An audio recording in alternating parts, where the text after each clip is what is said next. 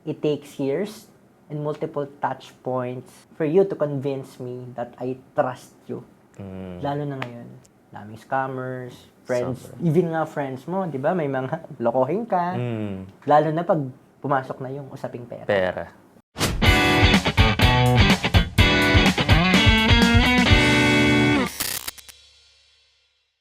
What's up, hustlers? Sean Sebastian here, and this is Beyond the Hustle, where we skip what we see on social media and look into the real stories behind success. I did this podcast kasi napansin ko na everyone celebrates the wins, but nobody talks about the grind that made that possible. Para maiba naman, we go beyond the hustle to discover the sleepless nights, the pivotal moments, and the persistent process that turns dreams into reality. Hello everyone, this is another another episode of Beyond the Hustle podcast. And today I have invited a special guest. He's one of the people that I look up to when I started in freelancing and as well in the digital industry. So I will call on him to introduce himself very well. And I know maraming tao nakakilala rin sa kanya in this industry. So without further ado, let me call on Junji Gumiran. Hello! Hey, bro. Nakakaya naman yung maraming nakakakilala. Ay, oo. I mean, for sure maraming mag-agree sa akin, bro.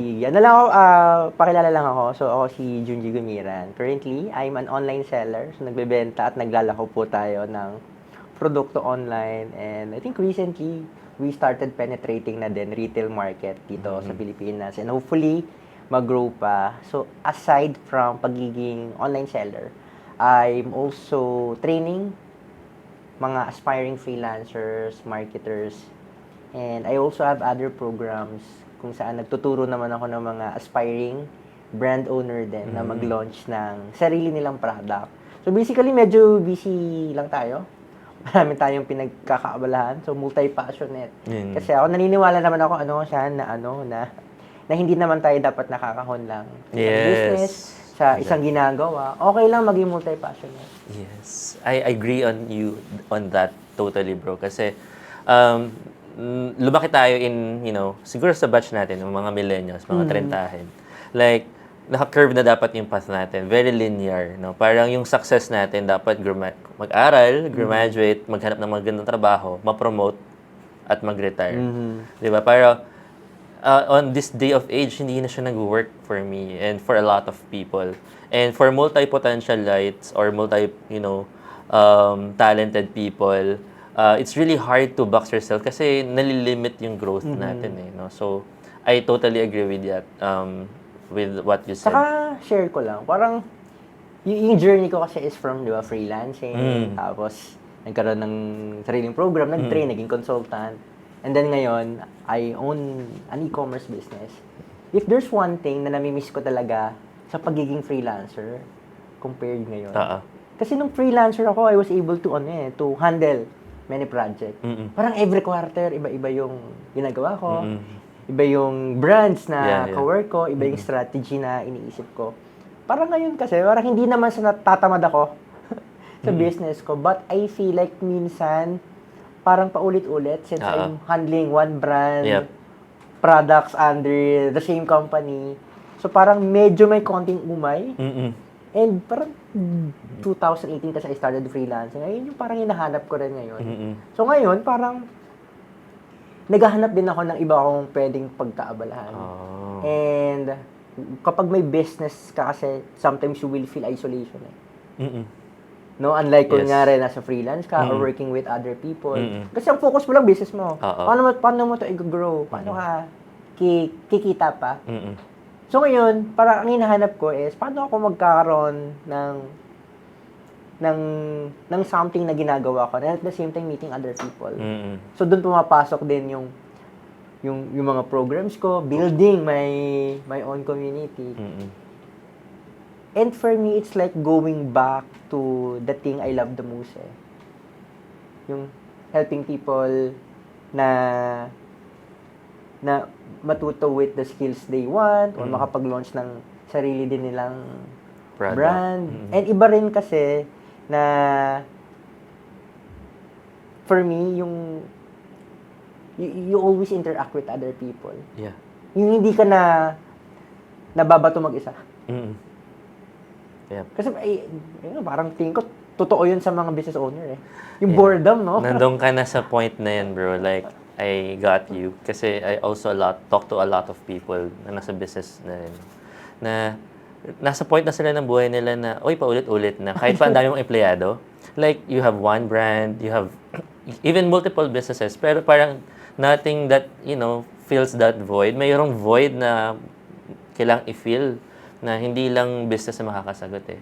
It's more than money, more than anything. It's more about impact na. Kasi parang ikaw, parang you actually made it to the point that you have a lot of experiences, a lot of learnings, trials, back and forths na alam mo na pwede mong i-share to sa ibang tao eh.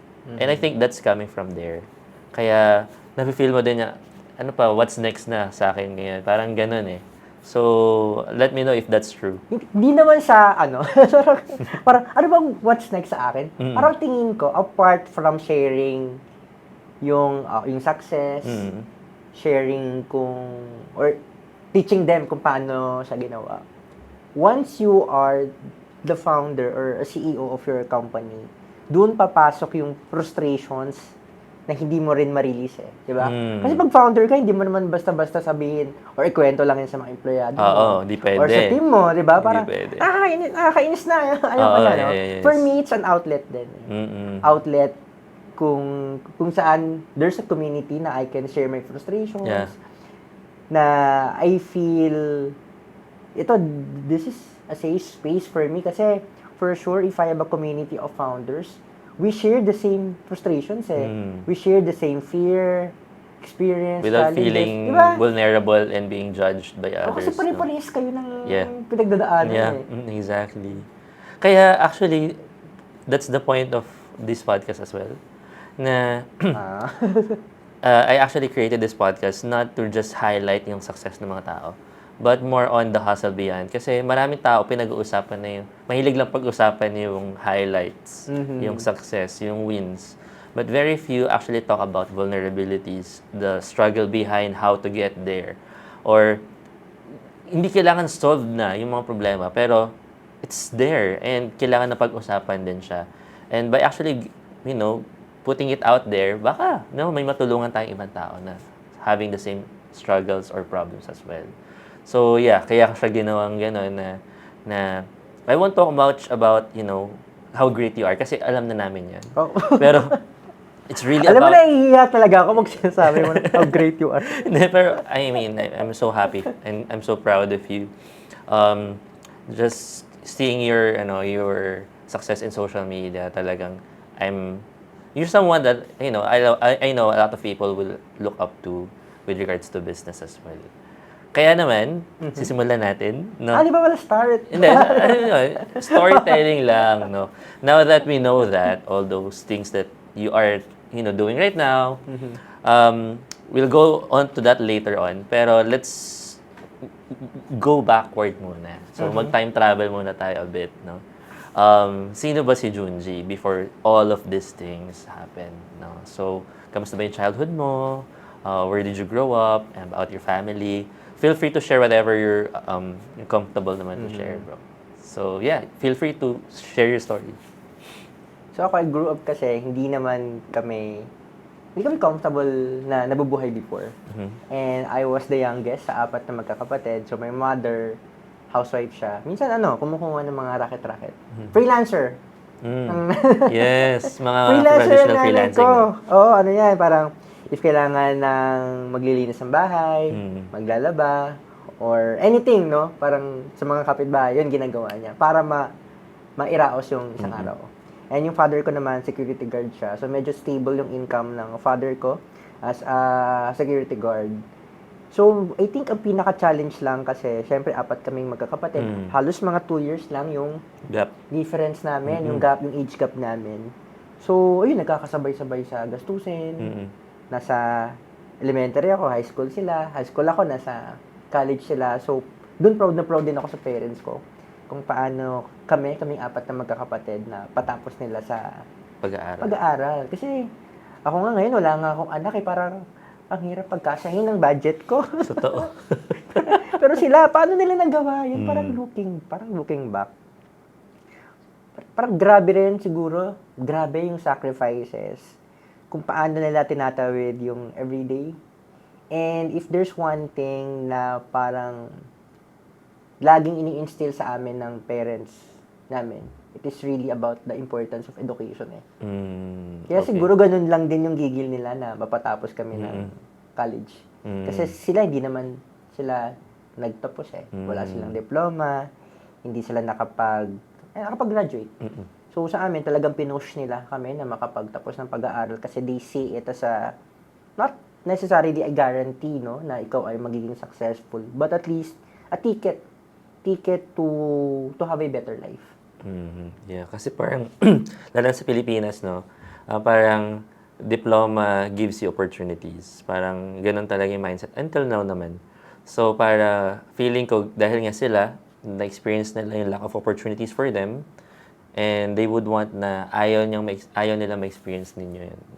Kaya talagang pinilit nila. And I know, kung ako sa'yo, talagang, I know you're proud of your parents na napagtapos kayo lahat sa pag-aaral. 4, no? Despite of the, the lack of opportunities presented for your family.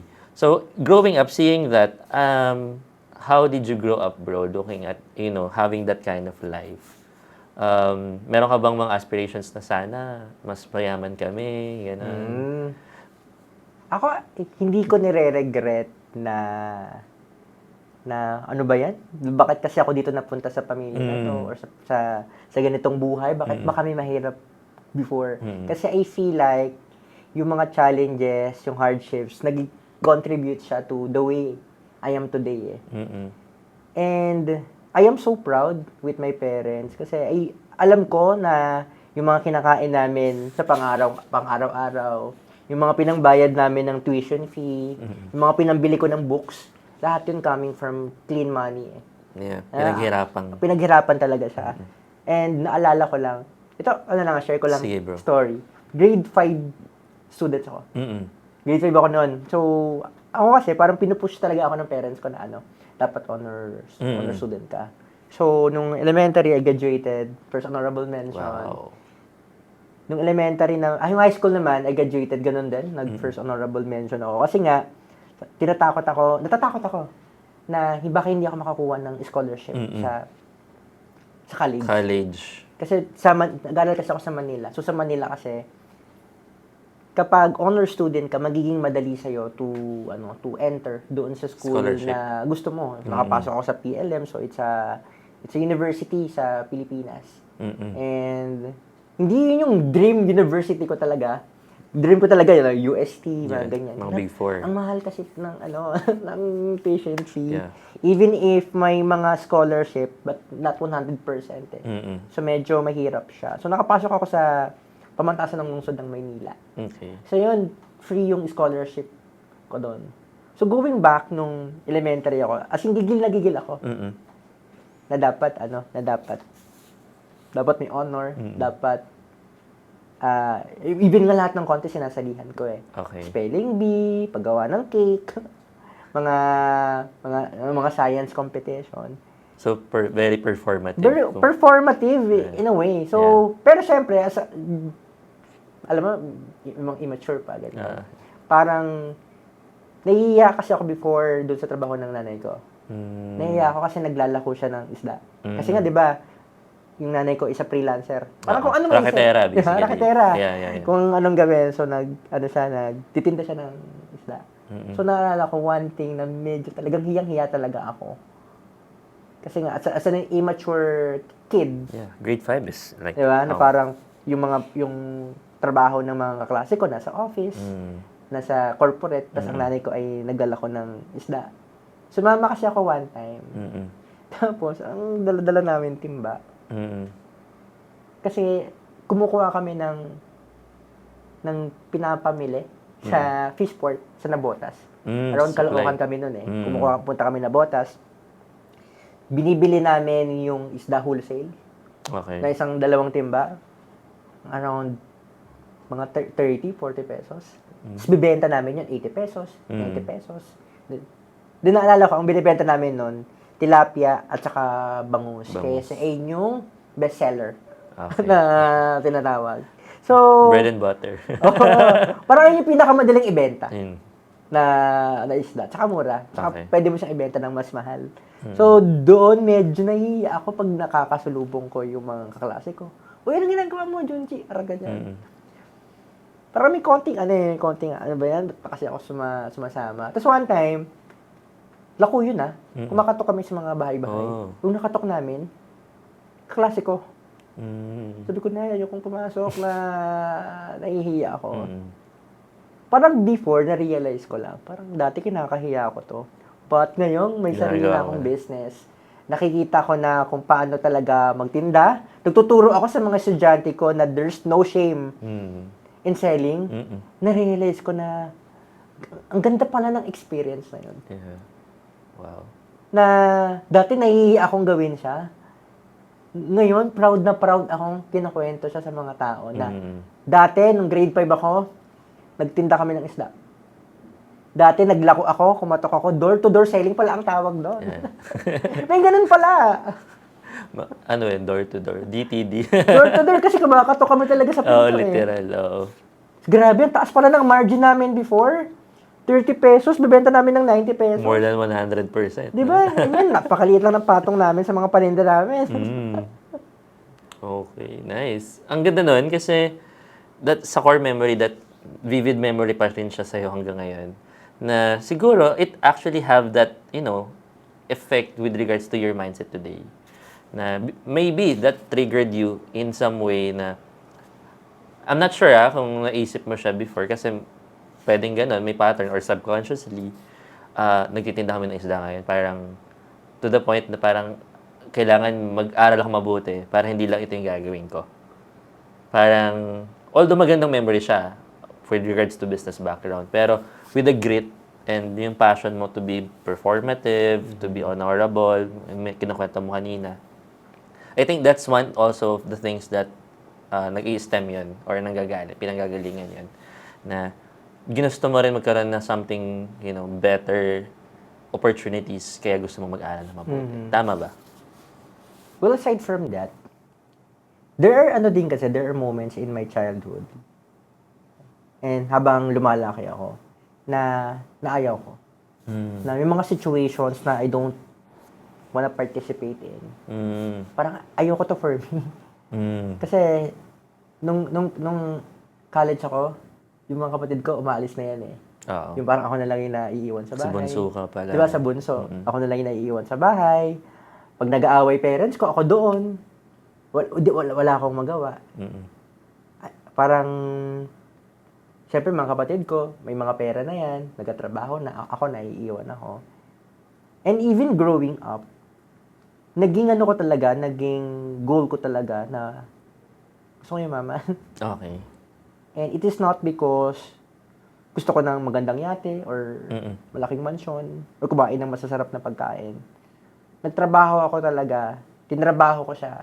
Ginalingan ko for me to have enough resources, enough money so that I can get away with things na ayaw ko. Kasi aminin natin, ang daling umalis sa isang sitwasyon kapag may pera ka. Yeah. Totoo naman. Ang dali ring isolve ang problema kapag may pera. And hindi ko kasi siya nakikita as pera lang eh.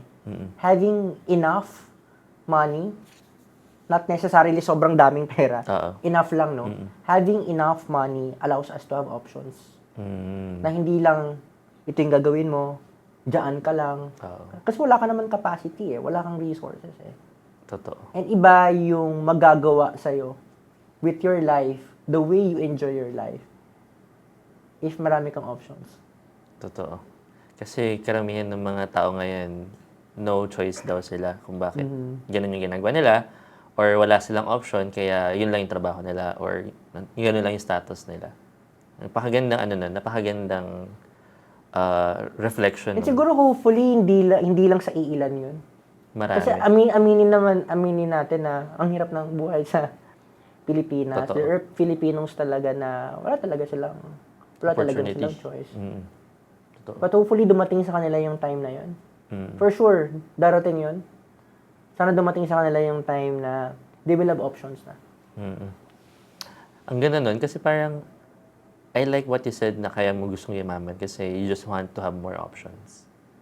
Kasi, oo nga naman, no? Anong gagawin mo sa pera mo kung di mo naman kailangan mamili? Di ba? If everything is provided for you, why need to Totoo. choose, di ba? But, growing up or having that kind of motivation na ayaw mo dumating ka sa point na wala kang choice or you're left with no options, you're on the edge dahil wala kang pera. Totoo. So you can choose yung environment you want to be in, Yes. your relationships, Your people. diba? Yung tao sa paligid mo. Yeah. Exactly. Hindi ka naka-box just because wala kang choice eh. Sila lang yung pwede mo makasama dahil yun lang din yung kaya mo. Okay, nice. So, sige bro, ituloy natin yung sa family. Naiwan ka, nag-college ka. Anong course mo pala bro? Ano ako, mass communication. Masscom. Masscom. Sa PLM. And the reason kung bakit mass communication, kasi iwas na iwas talaga ako sa math. Ah, So sabi nila, kapag mass com ka daw, walang math. Meron pa rin pala. meron pa rin. Gen Ed pa rin yata. No? May Gen Ed pa din. So, nag-focus ka ba in any particular field sa Masscom? Kasi ang ano ko talaga, yung fantasy ko before, nakikita ko yung sarili ko. Alam mo yung mga nagpipitch sa parang board meeting. Ah, okay. Gusto ko yung, I know the market because I am the market. Ibang gano'n ano? Yeah, okay. Parang nakikita ko yung sarili kong gano'n na mga advertising.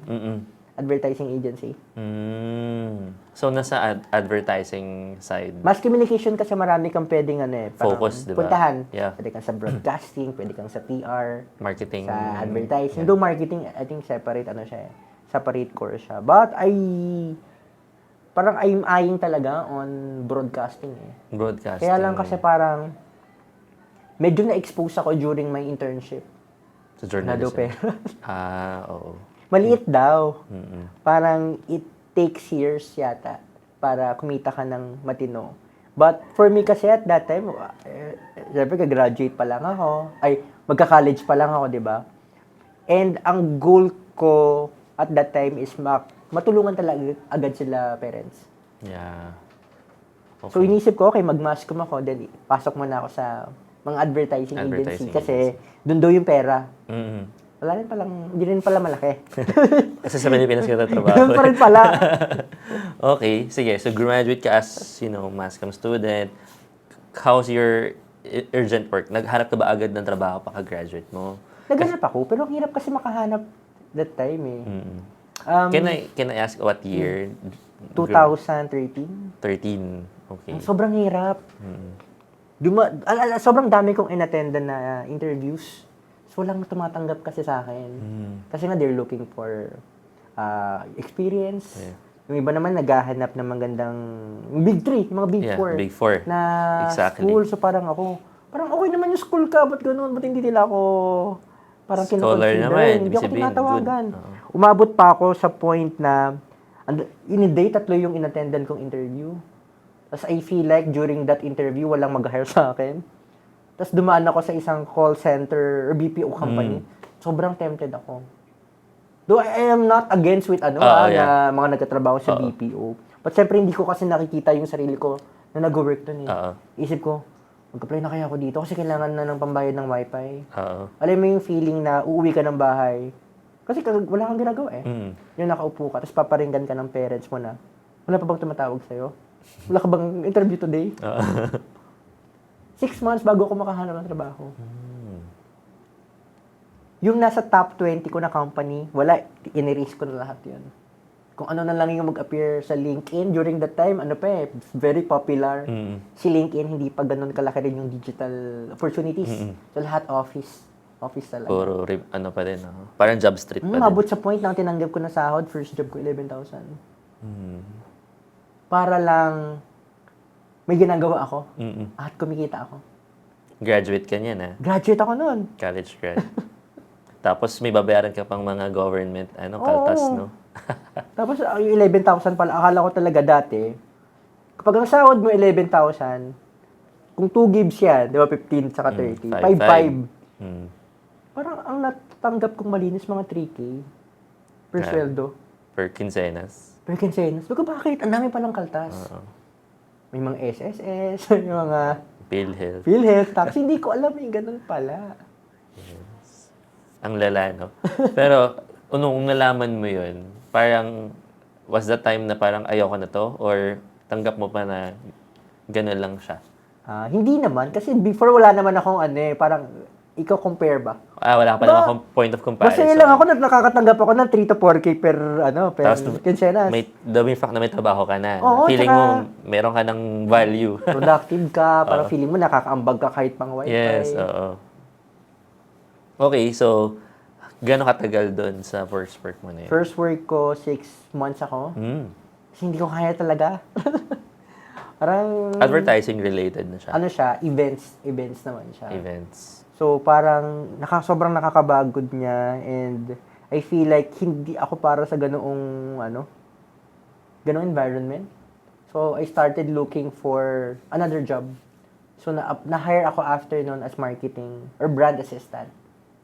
Later on, naging brand manager sa isang licensing company.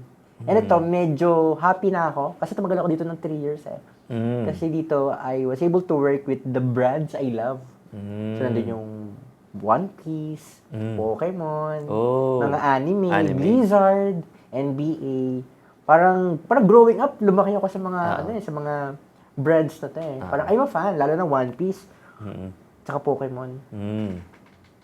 And doon ako medyo naging mas passionate. Kasi you love it, no? Okay. Hanggang sa naumay na rin. Mm-mm. Medyo parang ba't ganun, hindi tumataas yung natin, yung sweldo natin.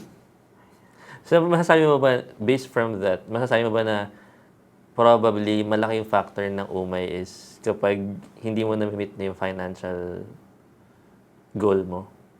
Oo, on a kasi particular job? ang bagal kasi ng growth ng income kapag nasa corporate ka. Oo, sobra. Parang I started as 15K nung na-hire ako. Imagine 3 years ang sweldo ko, 21,000. Parehong-pareho tayo. Ganyan din ako. Kasi parang napapaisip ka na So kung another 3 years na naman, 10% ng 10% yung increase, so nasa 26,000 ako. Pag 2,000, pag 2000, mga 2018 or 2020, parang sobrang liit nun. For me, ang laki na ng gastos ko. Kasi lumalaki yung expenses, lumalaki yung bills, pero yung sahod, ang bagal ng growth. During that time, kasi syempre at that time, parang nagbi-meet kayo ng mga college friends mo, high school friends mo. Yung nakukwento na nila yung ipon nila, investment nila, nakabili ng condo. Oo. Medyo, parang kinakain ako ng hiya. Kasi wala nga akong sariling savings Wala akong savings account. Parang yung card ko lang So, ATM, before. payroll lang. Payroll. Pero sila, bakit sila na-achieve na yun? Bakit ako wala? So, doon medyo napapaisip ako. Kailangan ko siguro maghanap ng mas high-paying salary na trabaho. And, meron akong boss noon, doon sa trabaho na yun. Sobrang nanggigigil siya sa digital marketing. And she's planning to Apply. lumipat din on digital marketing area naman. And very new sa akin yung digital marketing. Kasi 2016, di ba? Wala pa masyado nun Ang pa lang nun, newsletter Ayun pa lang alam kong digital marketing. Wala pa tayong alam sa SEO. Wala. Ayan, meta advertising, hindi pa siya ganun kaputok during that time. So, after that, sabi ko sa sarili ko, digital marketing ako. Kasi millennial ako Kasi parang tayo pa yung medyo bata-bata nun, di ba? Sa kumpanya. Parang wala pa yung Gen Z nun. Millennial pa lang yun. Oo. Tayo yung pinaka-risk takers nun During that time, kumbaga sa kumpanya, tayo pinakabata. Tayo millennial And sila wala silang alam sa digital marketing. And I feel like, paano kung mauungusan tong mga tao na to? Na ang yayabang. Oo. Tinubuan na ng ugat. Ganyan. Sabi ko, I wanna go for something na hindi nila alam. Aaralin ko digital marketing. Doon ako pumasok sa digital marketing agency. Doon ka lumipat. Ang laki ng sweldo sa digital marketing. Imagine Local yan Local, from 21,000. Inaperan ako ng 35,000. Oh, Kung laki ng nice. jump. kinukumpit ko na ngayon yung sahod ko nun. Ang laki ng madadagdag sa ano ko. Makakapag-savings account Oo, ka na. makakapagawa na ako ng savings account. Okay. So, kamusta naman so far? What transitioned you naman, bro? To, sige, gaano ka nakatagal dun sa malaking, enjoy ka ba? Dun sa digital marketing agency na yun? Na-fire nga ako dun eh. Na-fire ka? So, can you elaborate more? Kasi naman, parang sobrang new sa akin lahat. Andun yung, may mga automations, may mga in-handle kaming mga HubSpot pa kayo. mga app. Ano tong mga to? SEO, pinagkukuda ko. Sobrang bago nun sa akin lahat. Kasi yung background ko, events, brand management, marketing. Ayun yung background ko eh. Wala akong alam anything digital. So in 3 months, in-evaluate ako. Di ba usually 6 months? 3 months. Probationary period yan. Oo. Sinabi sa akin, siguro hinanapan na lang ako ng butas. Tingin ko, hindi sila nagagalingan sa akin. Or nababagalan sila sa progress ko. Kasi late ka kasi 3 times eh. Parang gano'n, naganap na lang siguro. So, dinismiss ako. On a Monday morning. Wow. So, sabi ko, paano yun? May ginagawa pa ako. Hindi na, no need na. Turnover mo na yan. So, after this, after today, you can pack your things. Hindi ka Sakit na umalis. Sarang sakit na, no? As someone na, alam mo yun, yung very high spirit, tapos performative. Parang, kung ako lang naman yun, I mean, correct me if I'm wrong, kung ako yun, parang kukwestiyonin ko yung worth ko as a person. During that time, lalo na kapag, ang ganda na nito, na-imagine mo na yung self mo, kung tumagal ka doon kasi maganda yung sahod. Naisip ko naman din yung worth. For me kasi, mas nangingibabaw yung mga niloan ko eh. Yun nga. Ayun, lalo na kasi naunahan na. Kasi, 35K sweldo mo eh. Parang at that time, laki-laki ako sa 35K. Parang tingin ko, kaya ko mag-loan ng TV. Nag-loan ako ng TV. So ngayon, paano ko ito babayaran? Kumakain pa ako. Tapos may nirerentahan pa akong sarili kong unit. Based on experience, hindi ganun kabilis maghanap ng trabaho sa Pilipinas. Oo. Aabutin ka ng 2 months, 3 months. Siyempre, pag magtrabaho ka, hindi ka naman sweldo agad. Oo. Di naman, di ba, like sa freelancing. Iba nga training pa Pwede ba, bayaran mo na ako kalahati. Wala naman ganun sa... Yung upfront fee. Wala upfront eh. Wala. So, ibig sabihin, kailangan ko ng 3 to 6 months na emergency fund. Wala akong emergency fund. Kasi 3 months pa lang ako nun eh. So, sobrang desperate ko. Doon ako naganap talaga ng trabaho online. So, yun yung nag-push sa'yo? Cornered ako eh. Mga bills. Kaya sabi ko nga, alam mo, swerte ng mga freelancer ngayon. Yung mga aspiring freelancer, napakaswerte nila. Kasi, nakakapag-ready sila eh.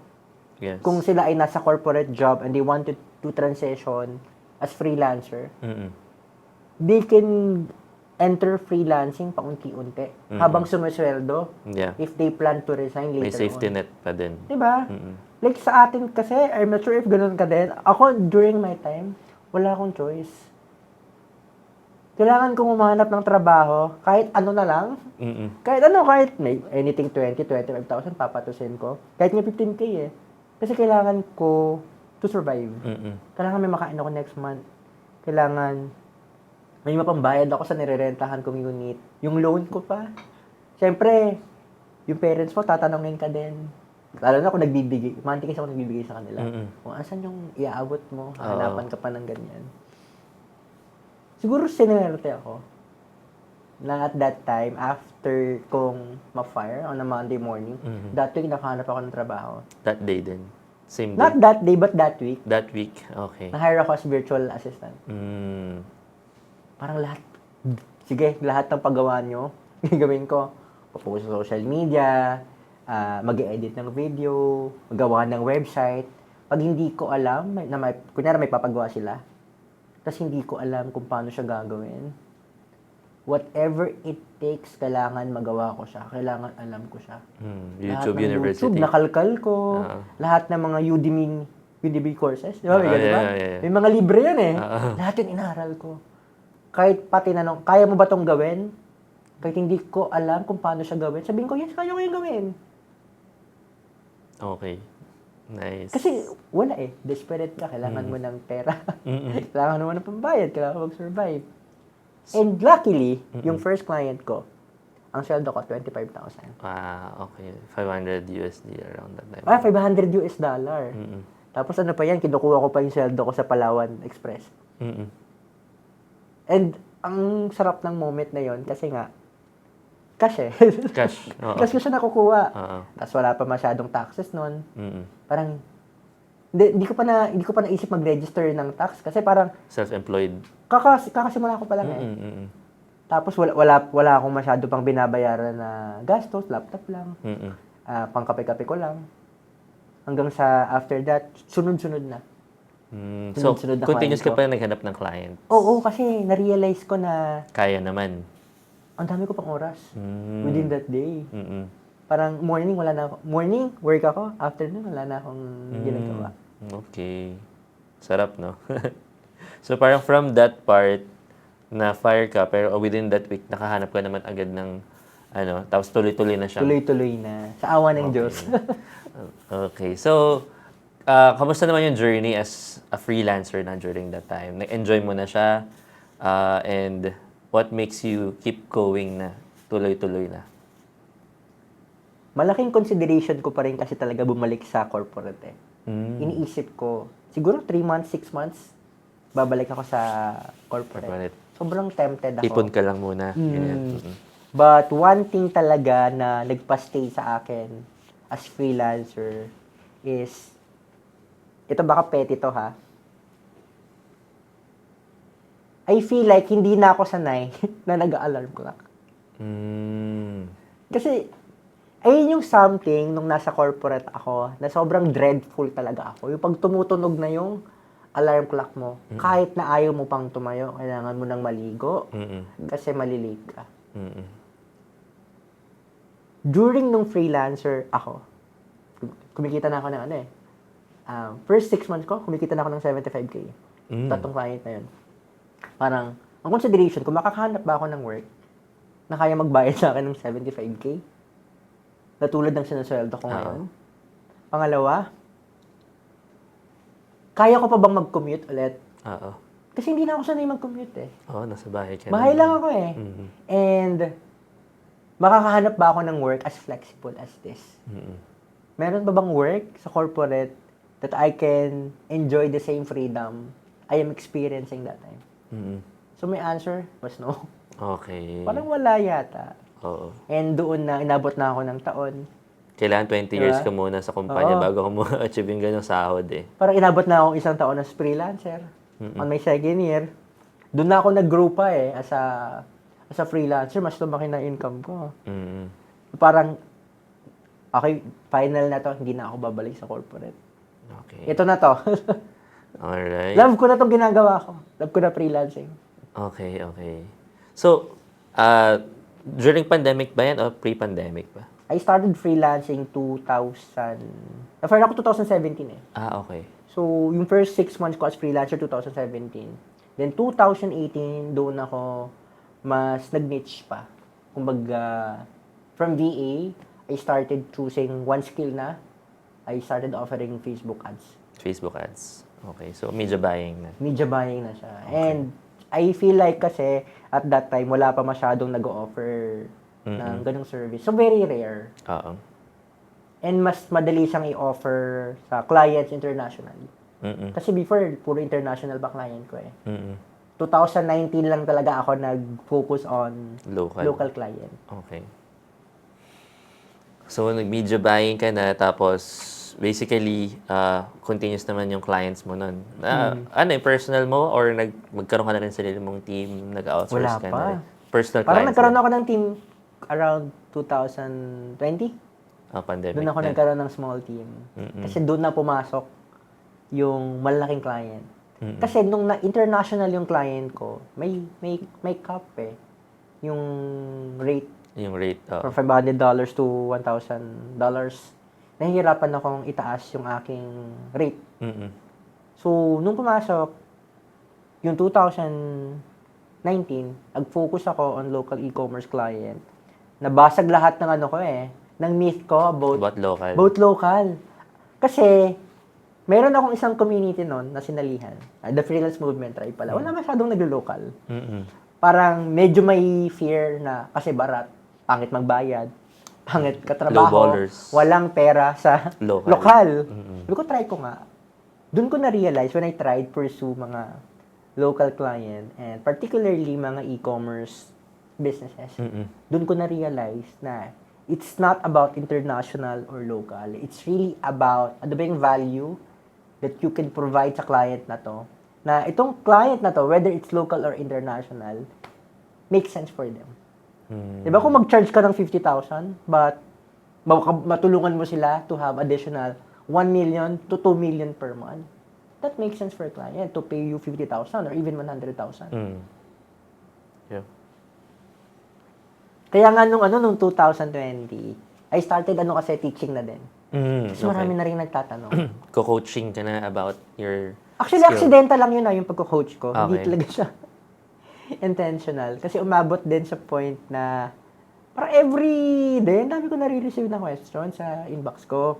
Paano mag-set up ng ads, paano mag-target, paano nakakakuha ng client sa local, ganyan. So, sabi ko, alam mo, pagkakitaan na natin to. Para naman, hindi naman libre lahat ng aking, sagot. At saka, structure din. Kasi, ang nangyayari kasi, parang every night, may kausap ako sa phone, maabot sa oras, 2 oras. I mean, I'm happy It takes sharing, your time no? pa din. And, I'm happy sharing naman Yeah. what I learned. But I feel like, if meron ako isang program, tapos lahat ng question na address ko doon, 'di ba? Mas tingin ko mas structured yun sa akin. At saka yung time ko din, mas nabibigyan ko ng alam mo yun, naayos ko siya. Hindi naman ako call center agent no? Yes. Na lahat ng tanong ay On-the-call consultant, di ba? sasagutin ko. Oo nga, call center agents nga sumasahod. Oh, tsaka for may that, kliyente ako, may trabaho din akong Yes, totoo ginagawa. naman. Yeah, and of course, para mas ma-appreciate yung value na binibigay mo sa ibang tao. Kasi Totoo. madalas lahat ng libre na taken for granted. Ako, by Tsaka mahirap din experience. ma-abuse, no? Oo, yes. Totoo yan. Hindi naman sa pangano kasi marami din talagang ganyan. May mga abusado rin talaga. Masyado. Kaya nga nung share ko lang quick lang. Nagiging financial advisor din ako Okay. for 2 years. Alam mo yung feeling na sa'yo nagtatanong, Tapos sa'yo iba ng yung kukuha. Sa ibang advisor mo kuha. Sakit, no? Hayop ka. Sakit nun eh, Bad no? trip ka. Oo, nag-FA din ako before, di ko kinaya eh. Yung pupuntahan kita ng malayo, explain ko sa'yo Tapos lahat. pinakape mo pa, no? Oo, bayad ka pa ng Jollibee. Nag-Jollibee pa kayo. Sayang. Ay, na-share ko lang. Pero totoo naman yun, totoo yun. Kaya, I mean, para sa mga tao lang din siguro nagtatanong, bakit may mga bayad yung mga consultation or mga courses or coaching services? Kasi sa mga ganong pagkakataon na natataken for granted, mga libre. Na, I mean, we all started, I know, pretty much si Junji, he started well of sharing his knowledge, expertise to other people without holding back. No? Tsaka for free. For free, Initially, yes. nag-ano rin naman tayo nag-provide tayo ng mga trainings for Yes, free. free value. Even until now, di ba? We're yeah. providing free value. Yeah, this podcast is free. You can hear this story, no?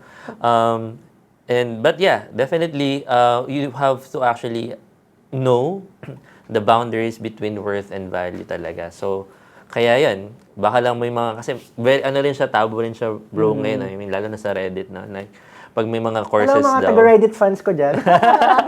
Dami kong basher sa Reddit. Yeah, talaga. Okay, di ba? I mean, I'm very much, hindi ako masyado nagre-Reddit, pero kasi syempre, maririnig mong kwentuhan na siya sa community din, no? Na, bakit may bayad? Ganyan, bakit may ganito? I mean, talagang ganun eh. If you want to invest on something, you want to learn something, you have to invest both time, money, and effort as well. Tsaka matagal na ako nagtuturo na may bayad Matagal na ako nagtuturo, nag-training, gumagawa ng program. Yung mga nakita ko talaga na talagang nag-take ng action, yung talagang nagkakaroon ng ROI sa inaaral nila, yung kumikita talaga na malaki are the people who really invest in their knowledge. Yes. Kapag pag libre kasi, madalas na-take for granted siya. Yes. Na, hindi na ako pupunta sa training kasi libre lang naman to eh. O kaya, okay lang kahit late ako kasi wala naman akong binayad dyan. Okay lang. Register for free, Diba? diba? Register ka lang, kahit di naman Compared to those who invested, kahit na hindi malaki kahit na 500, 1,000, to what they are learning, Sila yung parang, ay hindi, kailangan mag-ROI ako dito. Yes. Ako nga, pag bumili lang ako ng nail cutter na mahal, kailangan i-ROI ko yan eh. Kailangan Yung gamit mga na gamit mo. Kailangan sagarin mo. Magtayo kaya ako ng manicure, Oo. manicure, pedicure para Para mag-ROI. pagkakitaan. Kasi ganun yung mga ganun yung mga talaga nag-ROI. They really invest in their knowledge. And their that's being skills. business mindset talaga, no? Totoo yan. Kaya ako, I mean, pretty much, I know you have the same experience. Sa dami ng mga tinuruan mo, lalo na yung mga nag-free registration, free value, free webinar, free trainings, iilan lang talaga dun yung mga nagsasucceed kasi, libre. And people take that for granted. Versus dun sa mga courses na talagang nagbayad sila, nag-invest sila for their time. Of course, it's also our time, di ba? Nawawalan tayo every time we actually give those free values.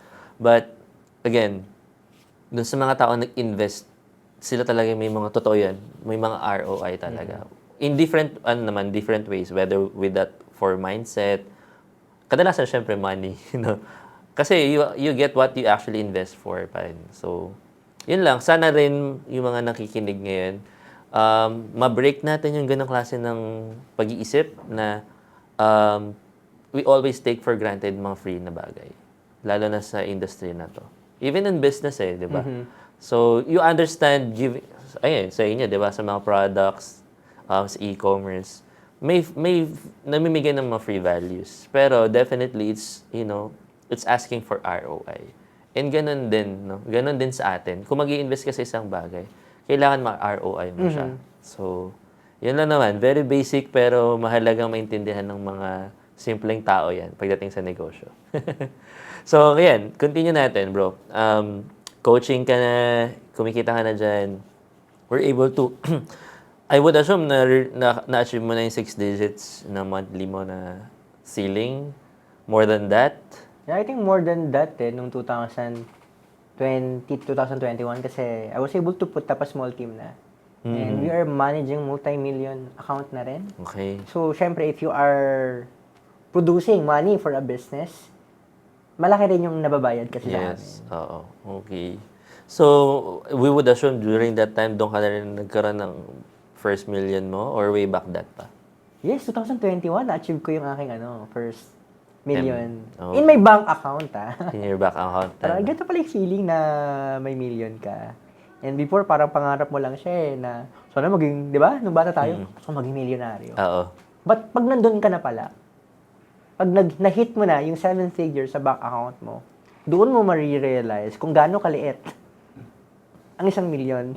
And at the same time, doon mo marirealize kung gaano kadali pa lang i-earn yung million mo. Kasi once na-achieve mo siya, makikita mo yung pattern Meron ka ng parang roadmap on how you can repeat this 1 million. Yes. Na kaya mo siyang gawing 2 million, 3 million, 4 million. Cool. So, ayun yung pumasok sa isip mo. Hindi ka na overwhelmed or something. Pero, maganda yung perspective na yun. Kasi ako, I've been talking to a lot na naka-earn din ng ganyan, no? During their stories na, ay, yun na pala yun. Yung parang naka-earn na siya ng 1 million na parang, okay, ito na pala siya. And now, at least now I know na ganito na pala siya kadali. Pero, in reality, ako lamang, correct me if I'm wrong, na dahil naka-earn ka ng ganon, there's a big shift in your mindset na, nakuha ko na siya ng ganito. Ibig sabihin, sabi mo nga, di ba, kaya ko na siya ulitin, gawin. Kumbaga, before kasi nung wala ka pang ganon, parang hirap na hirap kang kunin yun na parang ang hirap naman i-attain ito, parang it seems near to impossible. Pero nung naabot mo na siya, ito lang pala yung kailangan gawin. So, ang nakikita ko doon, yung mindset natin nagbabago. Malaki. Parang, it's a milestone na kapag na-achieve mo tong bagay na to, ito na pala yun, nagbabago yung perspective natin sa mga bagay na, hindi mahirap. And sa ibang tao, parang maging arrogante ka or magiging feeling na, kasi ikaw nandiyan ka na, kaya madaling sabihin sa'yo na, pero in reality, may growth mindset ka na na, okay, kahit mawala sa akin ito ngayon, I can actually go back and earn that much of money. I think the difference kasi from 0 to 1 million. Mm-mm. Then 1 million to 2 million. Is during the 0 to 1 million mo, wala ka experience. Mm-mm. Your work in progress. Wala ka pang skill. Nag-aral ka pa. But in your 1 million to 2 million, na-compound na yung experience mo eh. Alam mo na, di ba? Yung pattern, ano yung mga pwede mong gawin to earn another 1 million again. Mm-mm. Alam mo na yung skill na pwede mong i-leverage. For sure, you have connections you made along the way. Yes. That's why it's much easier after Yes. 1 million. Pero, meron akong bad. Kasi this is something na nakikita ko ngayon sa mga people in their 20s. Mm-mm. Kasi, lalo na ngayon, no? Digital era. Mm-mm. Parang during at our 20s, medyo mahirap eh. No? Diba? Super taboo. Ngayon kasi, digital era, yung mga, lalo na Gen Z, it's easier for them to hit 1 million. Mm-mm. Ang dali eh, kasi yung skills very available online. Oo. Social media, ang daling gumawa ng connection. Ang daming community, ang daming nagtuturo, di ba? Ang daming program. Ang nakikita ko lang kasi is yung mindset na, ay kasi madali namang i-earn ulit yung another 1 million eh. Siguro nung kabataan ko, ganun din ako mag-isip. But ngayong nasa 30s na ako, dun ko na-realize yung importance talaga of saving. Parang before, parang I'd rather have more income kaysa magtipid. Ganun ako mag-isip before eh. Kasi totoo naman. Yeah, and Diba? yun din yung mga ina-advise ng mga ibang mga guru. Ngayon kasi, growing up, siguro, part ng ng maturity. Parang, iniisip ko, dapat pala nagtipid-tipid din ako nung kabataan ko. I should have invested more in properties, mga other financial platforms, rather than spending too much on coffee, or kung anong mga pinagbibili ko dati. Parang ngayon, medyo naging less spender pagdating sa mga physical things. Bili ng kotse, mahaling kotse. Parang hindi na kung ano na lang yung mura. And invested more in life experiences rather than mga physical things. Travel. Oo. Life experiences, yan eh. Yan, travel, physical wellness. Yes. Things that would allow you to lessen the burnout, Yep. entertainment, fun, spending for your loved ones. Yes. Iba yung dating niya, sense of fulfillment. No? Yeah. Okay. Alright, bro. So, syempre, doon na tayo sa na-achieve mo na yung point na yan. What made you transition into, building your own brand? Into e-commerce? Same din kasi, nung nagkaroon ako ng sarili kong program, Okay. nagtuturo ako ng mga freelancer kung paano maging meta advertiser, and then, ma-monetize na lang yung skill na yun. Accidental din. Wala naman akong planong mag-e-com Talaga? business. Oh. Kasi, I think at that time, the reason kung bakit ako nagkaroon ng sarili kong e-commerce business, because that is my unfair advantage eh. My clients sa agency ko ay puro local e-commerce. Lahat yun kumikita million. Though there's a part of me na naiisip, kaya ko rin to eh. Kaya lang wala naman ako alam sa operations, wala ako alam sa fulfillment. Saan ako kukuha ng product? But my mentor at that time, which is also my client then, told me, bro, open ka ng sarili mong brand. Support kita. Partner tayo. Okay. Doon ako nakaisip, sige, consider ko. Kasi may mentor naman, may magtuturo naman, I'm not doing it alone. So doon, 2020, I started planning for the launch of my first brand, which is si Juju. Noon, partner kami, pero natatawa ako kasi, sinasabi niya, may sinishare siya sa akin eh, na yung isa daw niyang CEO, parang palugi na, kasi na-hire daw mga kamag-anak. Okay. Ako plan ko that time, i-hire yung ate ko at saka mga kapatid ko. Sabi ko na, ano kaya to? Yes. Paano Siyempre, sarili mong brand eh, no? Paano ko sasabihin sa kanya to na plano kong i-hire sila ate? Nasabi ko na. And yung mga kapatid ko, excited sila. And the reason then on why I pursue the brand, it is because I want to help them then. Not for me Kasi at that time, okay ako sa agency ko, kumikita naman ako. Maayos naman yung aking source of income.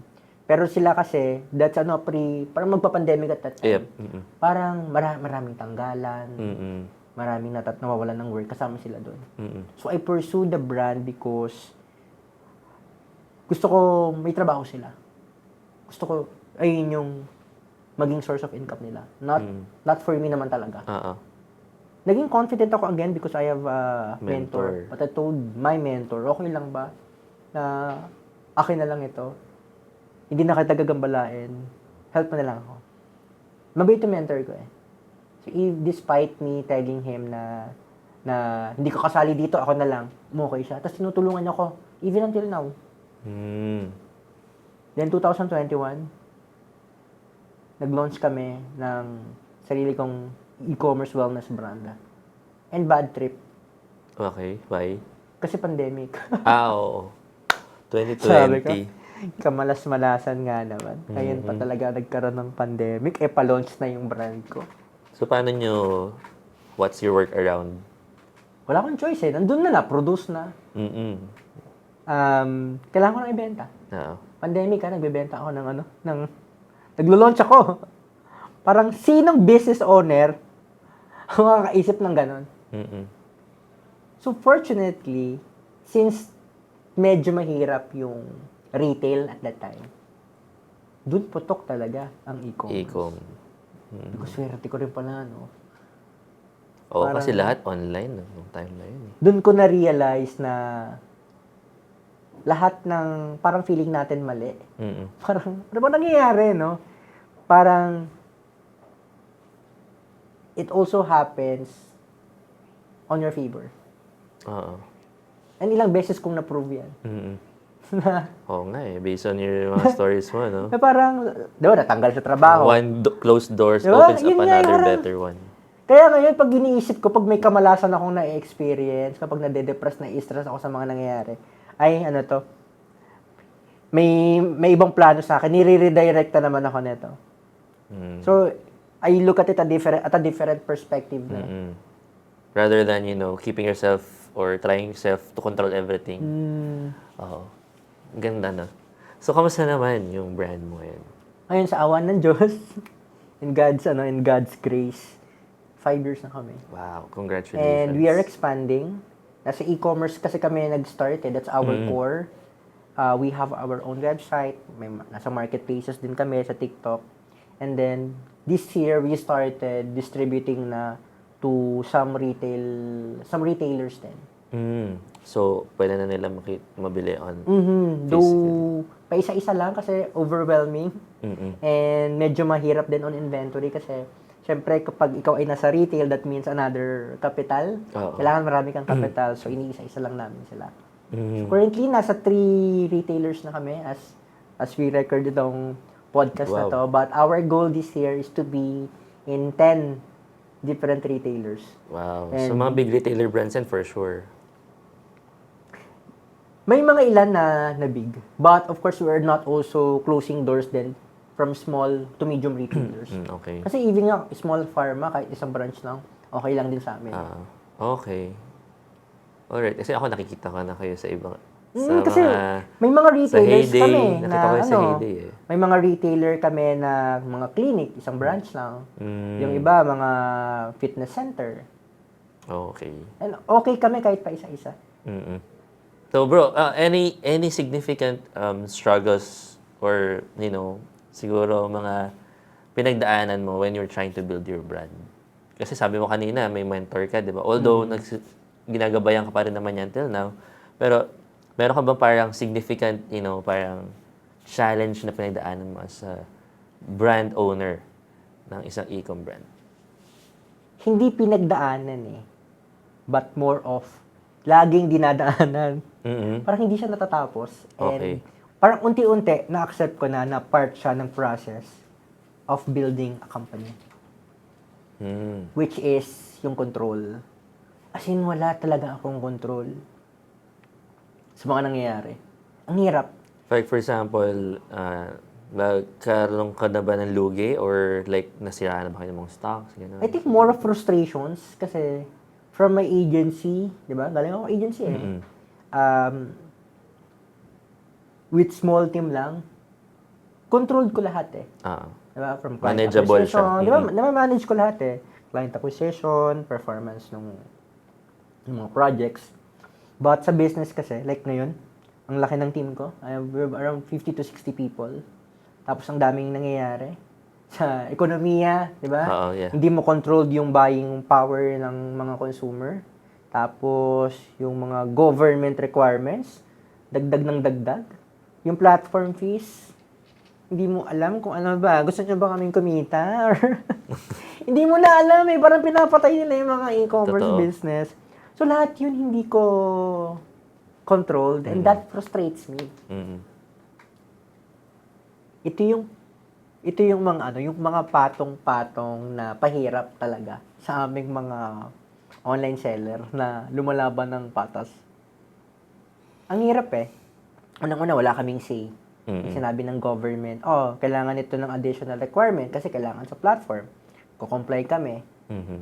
Pag sinabi ni marketplace, may additional tayo na transaction fees, additional ganito, we will also comply. So, ang nangyayari is, numinipis Yung margin, no? yung kita namin. Pero, at the same time, will not guarantee increase our sales. In fact, bumababa pa nga kasi, di ba yung ekonomiya, hindi maganda. So, sa amin, nagiging challenge talaga. Umabot pa nga sa point na na alam mo, may point na masaya na ako kapag sure ako na may maipapang sahod ako sa mag-break mga even lang. empleyado ko. Lagi ko tinatanong yon kasi si ate ko yung manager. Ate, napasahod na ba lahat? Doon ako medyo mas nakakampante. Tapos tinitignan ko yung cash flow namin. Kaya pa ba natin mag-operate in 3 to 6 months? May papang pasweldo ba tayo? Diba? Walang katapusan kasi yung gastos sa business, diba? Continuous yan eh. Pag tumigil kasi, titigil na lahat. Wala rin naman tayong suporta na nakukuha sa government. Totoo na. Dagdag lang ng dagdag ng responsibilities, ng bayad, ng requirements. So, kami din, nahihirapan kami. And again, hindi ko yun controlled. So, ako, ang ginagawa ko na lang as founder is to let go of things na hindi ko control. Okay. Kasi wala ka naman magagawa eh. Kahit, di ba? Pivot. So basically, constantly pivoting every time na may mga ganun. Parang iniisip ko that's part of the process. Parang I just go with the flow. Kasi if i-stressin ko siya, di ba? Na wala ka namang magagawa about that, I just focus on things na kaya kong i-control. Which is, ano ba yung mga kaya kong i-control? Kaya kong i-control yung expenses ko. Okay. Kaya kong i-control yung mga alam mo yun, yung mga ginagawa namin na hindi naman importante that doesn't contribute to our sales, to our revenue, or pushing on things na hindi talaga nag-work. That's that's what I can control. But anything external, I just let go of it. Kung bahala na, kung anong ibigay nyo sa amin, we'll look for things on how to respond on that. I think that's one of the best characteristics of a business owner. Yung finding way out all the time. Kasi parang, siguro, without being biased, dito sa Pilipinas, pag nagnegosyo kasi kami rin, traditional business din kami ng family ko before. So, I've seen it all. No? Lalo na sa mga compliances. So, wala naman tayong narinig na balita na yung gobyerno natulungan nila ang mga negosyante. I wish meron. Maging successful eh. Wala talaga, to be honest. So, it's rather about puro compliances, mga fees, and all these, payables from the business owners. So, kung mag-aasa business owner, dapat anticipated na natin yun. Na okay, hindi tayo pwede kampante all the time. Na, okay, ito, we're good during this time, pero this might change tomorrow morning. Yes. Ganon siya kabilis eh, yung changes, yung kailangan din, ganon kataas yung adaptability pagdating sa negosyo. Yeah, I also let go of the goal of being big. Parang for me, lalo na last year and this year, it's a big win pag nag-survive ka. Kasi hindi lahat ng e-commerce business last year pumunta sa Nag-survive. 2026. Oo. Kaya kami, Nagsarado sobrang na. laking pasasalamat ko din sa team namin. Like, ako din as founder, sobrang laking pasasalamat ko na this 2026 na nandito pa rin tayo. At malaking win yun. Yes. Na-sustain natin, nakasurvive tayo. Let's not think about scaling muna. Let's think about surviving for the meantime.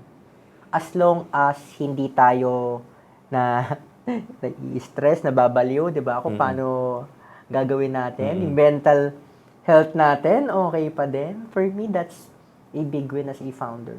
Hindi naman natin kailangan ng sobrang maraming pera talaga. Oo. Ang kailangan lang natin, again, sabi ko kanina, enough money for us to enjoy the life in front of us. Okay. So that brings me to that question. Kasi di ba kanina sabi mo, ang goal mo maging milyonaryo nung bata ka. Now that you achieve that, no? Ano na yung sa tingin, na-mention mo naman din ngayon na hindi mo na rin goal na talagang maging big super, di ba? Pero right now, parang dahil na-achieve mo na yung one of your biggest goals right now, nagkaroon ba ng shift sa goals mo or additional goals in your life right now as a business owner? But before ko sagutin yan. Sige. Kasi baka may mga nakikinig sa atin who are in their 20s. Okay. Okay? For sure marami. Kasi I think yung goal kasi natin, it can change depending on your season or your stage in life. Yes. Ngayon kasi 30 na ako. So, umabot din ako sa point nung 20s ako, gahasel ako, trabaho ako, pera, kayod. Alam mo yan, di ba? Yes. Umabot din ako sa ganung point. Yung hustle era talaga. Yes, and there's nothing wrong with that. Yes. Kasi during your 20s, that is your goal to build an asset, di ba? Started earning money, collecting experiences so that in your 30s, confident ka na, magaling ka na, skilled ka na. Ngayon kasi, I'm speaking on the perspective of a person in his 30s going through all that hassle na, no? And hindi ko sinasabing pagod na ako, but I'd appreciate a day na kalmado lang yung nervous system ko. Okay. May peace of mind. Yung nakakatulog ako ng maayos, na hindi ko kailangan mag-melatonin. Okay. Alam mo yan, yung matutulog ako, wala akong iisipin. Yung kalmado lang lahat. Pero, at the same time, I'm living yung buhay ko na comfortable pa rin ako. Nabibili ko yung gusto ko. Pag pupunta ako sa grocery, hindi ko titignan yung price. Ito 55, ito 50, kunin ko yung 50. Hindi na ganon. Kasi syempre nakaipon naman din tayo in our 20s. So in terms of goal, well, I think there's a shift in terms of defining kasi what is wealth for me. Like before, ang definition ko ng wealth, malaking empire, malaking company, 100 plus employees, may jet, Malaking may building. yacht, di ba? Yeah. Naka first class, business class.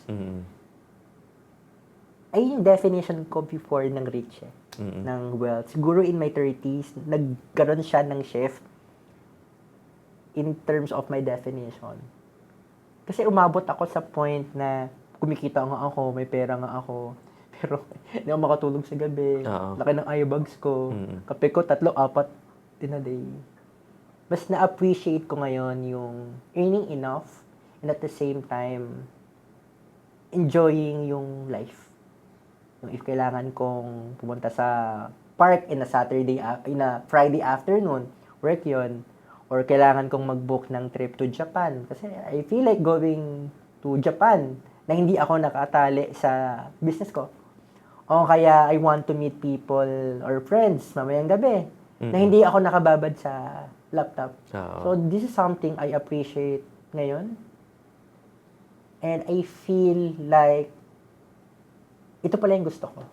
Ayoko pala na kumikita ka nga pero wala kang time for yourself, for your family, or for you to enjoy things in life. Kasi that's the goal kung bakit ka nagtatrabaho naman Ma-enjoy mo yung pinaghirapan mo. Diba? Ma-share mo yung pinaghirapan mo, yung money mo, to people you love.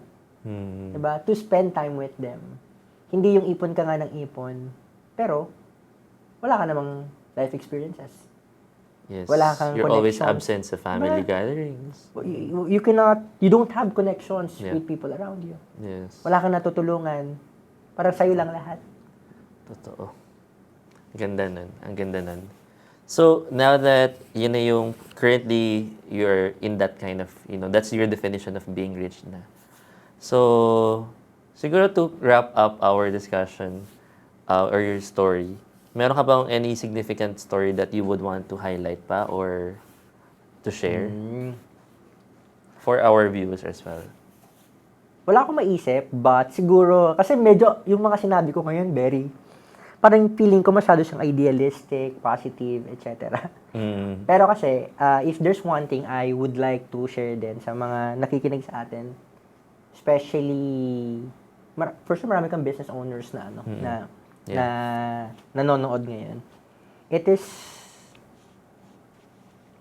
I think the word is protect. No? So medyo malawak yung word na protect. Kasi during my 20s, even until now, I've met a lot of people.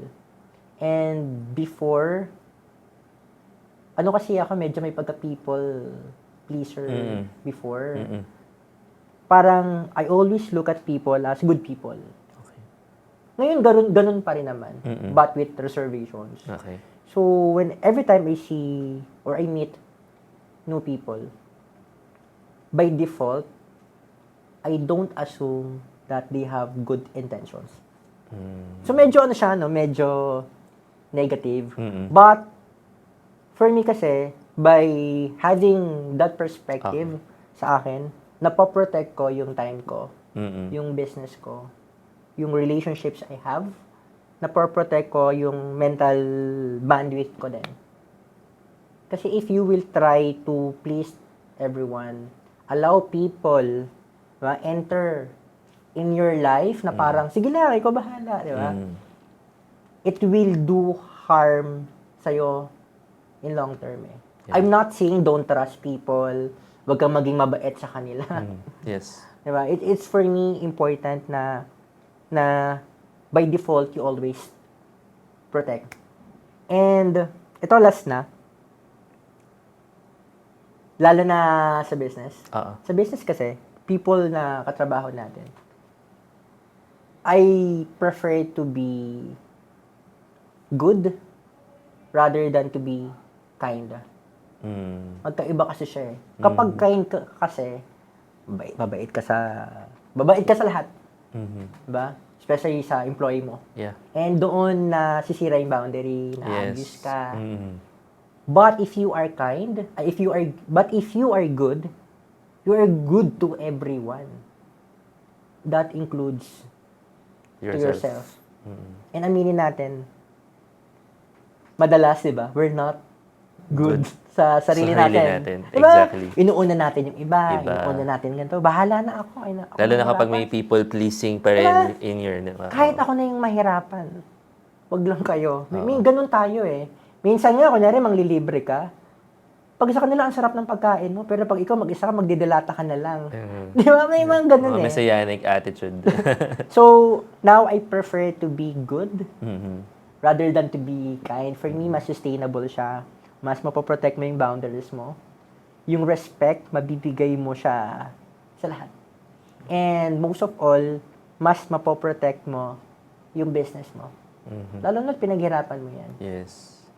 Exactly.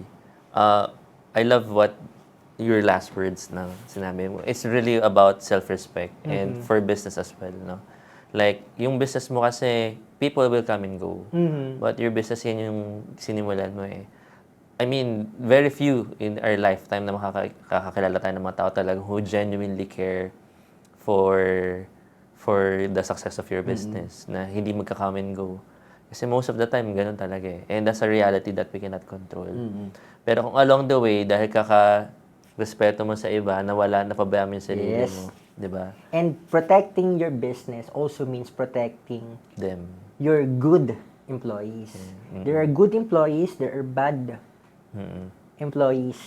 But for me, your priority as founder is to protect your business so that you can protect not necessarily everyone, but the good employees.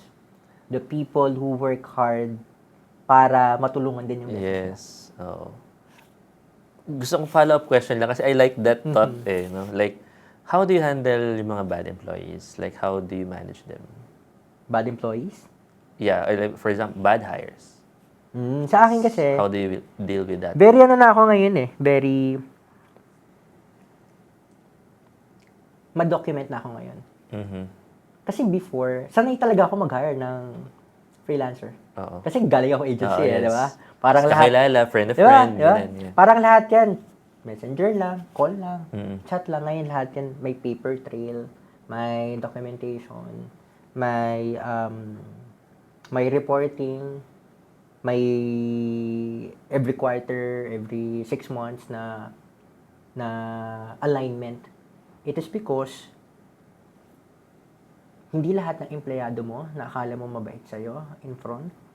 Di ba? In front of your face, mabait. Yeah. Is mabait talaga sa'yo. Yeah. Most of them, they have the grudges they hold against you. Most of them, naiinis sa'yo. And hindi nila yung sinasabi sa harap mo. Of course. Kasi nga, empleyado mo sila eh. But again, hindi naman empleyado lahat ganun. Kasi again, there are good employees. Yes. There are bad employees. The thing is, malalaman mo lang na bad employees sila pag hindi ka na nila kailangan. Pag nag-resign na sila, umalis na sila, papadole ka. Ano yan? I-report ka sa kung ano. And that's loss against your business. Kasi you need to hire a lawyer. You're gonna spend time, energy to deal with that. So, importante, as early as na habang empleyado mo pa sila, you should have a paper trail. You should have a documentation of everything. Yeah. Hindi pwedeng, hindi, hayaan mo na. Diba? Pag may nagawang mali, report. Pag may big na kasalanan, send ng email. IR. Yeah. Ganun lahat. Ganun na ako ngayon lahat. Kasi, mahirap eh. Yes. Protect. Protect. Again, yung paniniwala ko nga, di ba? By default, not all people have good intentions. Yes. Like sa akin, it takes years. Kunyari, kakakilala ko lang. It takes years and multiple touch points for you to convince me that I trust you. Lalo na ngayon. Yeah. Daming scammers, friends, Sobra. even nga friends mo, di ba? May mga lokohin ka. Lalo na pag pumasok na yung usaping pera. Pera. Exactly. Mahirap eh. Sobra. Yep. I like that. Ayun yung malaking takeaway ko this time. Kasi, recently lang, I mean, I have that fire of experiences as well.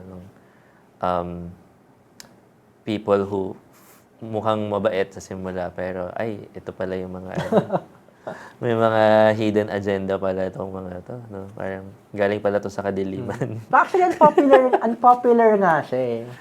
Diba? Na parang, by default, ayun agad yung tingin mo. Ako, hindi tayo sure. But ito yung ganong mindset ko, that protected me in so many ways this past few years. Yeah. Parang it's a wall that you build, not really just to protect yourself, but everything that you have already. Yeah, totoo. Lalo na kung nasa trentahin ka na and you have built something importante that you protect. Yeah. That's your default mode. I like that. Thank you. For our last question we are going away na from that. I think our viewers have a lot of fair share of good nuggets na from this one. Siguro ano yung in your life ba, is there anything off topic na to? Is there any experience na nakakatawa or nakakahiya mong na experience ever na hindi mo makalimutan that you're willing to share to our audience? Hindi kailangan business related or whatever. Anything under the sun. Yeah. Siguro ngayon, hindi ko alam kung pwede ko itong i-share. Kung hindi naman okay lang. Hindi ko alam kung sakit ba to or anything. Parang talagang na-enjoy ko talaga yung mga pimple popping na Oh. na video. Minsan, pag hindi ako makatulog, pag nanonood ako na, parang minsan yung phone ko na ganyan, magagano na lang sa mukha ko kasi naaantok talaga ako sa pimple popping video. Ano yun, like yung medical procedure? Oo. Oh, parang ako hindi ko kaya panoorin yan. Parang ang sarap ng feeling na may lumalabas na whiteheads. Okay. Medyo gross, sorry. Pero, yeah, something unique. Like, very unique yun, Kasi parang siguro it satisfies you in a way, no? Or, satisfying naman talaga siya. Ako minsan, nanonood ako, mahilig ako manood ng mga nagka-carving, mga ganun. Pero ano disclaimer lang, hindi ko talaga siya sinesearch. Well, I think kasi kapag may algorithm kasi ng social media, pag may napanood kang isa, Oo, tuloy-tuloy. tuloy-tuloy na. Minsan pa nga umabot ako sa point na yung nagtatanggal ng dun sa Sa tenga. Tapos nagulat ako, puro ganun na yung lumalabas sa feed ko. Tapos, surprisingly sa akin, tinatapos ko naman lahat. Ano ba to? Siguro health and wellness pa rin kasi yun. So medyo, baka it teaches you something na, baka ito naman gawa mo ng another brand or something business idea. But, Hopefully not. pero yeah, thank you. Thank you so much, bro, for this time. I learned a lot personally from your stories. I get to know more than what I saw on social media. And I'm pretty sure marami rin sa mga audiences natin who knows you or doesn't know you yet have a lot of learnings from this episode. Kaya naman, any last, words that you would want or may mga bang gustong i-promote Pwede ba pala? akong promote? Yes, pwede. Hello everyone, dun sa mga gusto pang matuto about meta advertising, marketing, e-commerce. We have a group called Meta Ads for Beginners. And this is a free community by Ads Level Up. So doon, if you have a business, if you are an aspiring freelancer or meta advertiser, pwede ka magtanong doon. Our students is also nandun. Nandun din yung mga experts on e-commerce, marketing, and advertising. So kita-kita tayo doon sa loob ng Meta Ads for Beginners. You can also follow me in social media account at Junji Gumiran on TikTok, Instagram, and also in YouTube. Yan, follow nyo siya guys kasi ang dami niya ang gaganda ng mga contents niya. I think yung na-follow ko na series mo yung mga No filter, no just filter, business. no filter, and very, very educational. You learn a lot from his content. So follow nyo siya. Last, any more promotions? Wala na, okay na. Pero yun, Juju. Yeah, one of the best collagen out there. So, again, guys, thank you so much for watching this episode. And again, kita-kits tayo sa susunod na guest. Make sure to like, subscribe, and comment kayo kung ano yung mga takeaways nyo dyan. And share nyo na rin to sa mga kasama nyo dyan. See you! That's another episode of Beyond the Hustle. So, yung mga hustle mo ngayon, that's not preparation for your success story. That is your success story. So, if you want, connect with me on social media, share your hustle story, or send me entrepreneurs who aren't afraid to get real about their process. Remember, your story matters, especially the parts beyond the spotlight. This is Sean Sebastian. See you on the next episode.